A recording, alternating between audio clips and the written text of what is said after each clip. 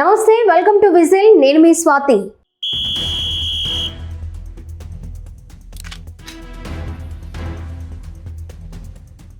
నకిలీ మద్యం కేసులో ప్రధాన నిందితుడు అద్దేపల్లి జనార్దన్ రావు మోసపూరిత చర్యలు ఒక్కొక్కటిగా వెలుగులోకి వస్తున్నాయి.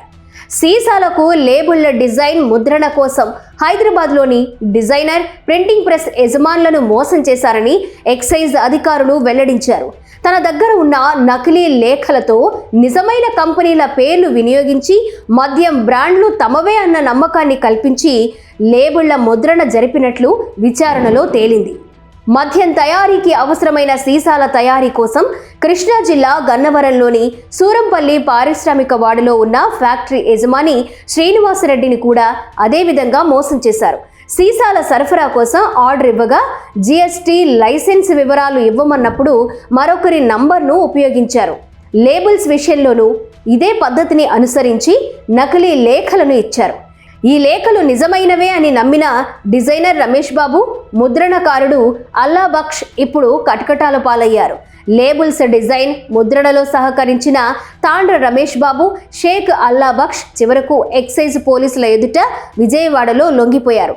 వారిని విచారించిన అనంతరం ఈ నెల 27 వరకు రిమాండ్ విధిస్తూ ఎక్సైజ్ కోర్టు న్యాయమూర్తి లెనిన్ బాబు ఉత్తర్వులు జారీ చేశారు. తదుపరి వారిని నెల్లూరు కేంద్ర కారాగారానికి తరలించారు. ఎక్సైజ్ అధికారులు కోర్టుకు సమర్పించిన రిమాండ్ రిపోర్ట్లో అనేక కీలక వివరాలు ఉన్నాయని సమాచారం. జనార్దన్ రావు తరపున ఈ కార్యకలాపాలను తమ మిత్రుడు తిరుమల శెట్టి శ్రీనివాసరావు నిర్వహించేవారని అధికారులు తెలిపారు. ఆయన హైదరాబాద్ వనస్థలిపురం పనామా గోడాన్ దగ్గర బేకరీ నడిపేవారు. అక్కడే ఒంగోలు ప్రాంతానికి చెందిన తాండ్ర రమేష్ బాబు వర్ధిని ఎడిటింగ్ పాయింట్ పేరుతో ఫోటో స్టూడియో నిర్వహించేవారు. ఇద్దరి మధ్య పరిచయం ఏర్పడి లేబుల్స్ డిజైన్ చేసే వ్యక్తుల గురించి చర్చ జరిగింది. ఇక 2024 నవంబర్లో శ్రీనివాసరావు లేబుల్స్ తయారీ కోసం ఆర్డర్ ఇవ్వగా రమేష్ బాబు, షేక్ అల్లా బక్ష్ పేరును సూచించారు.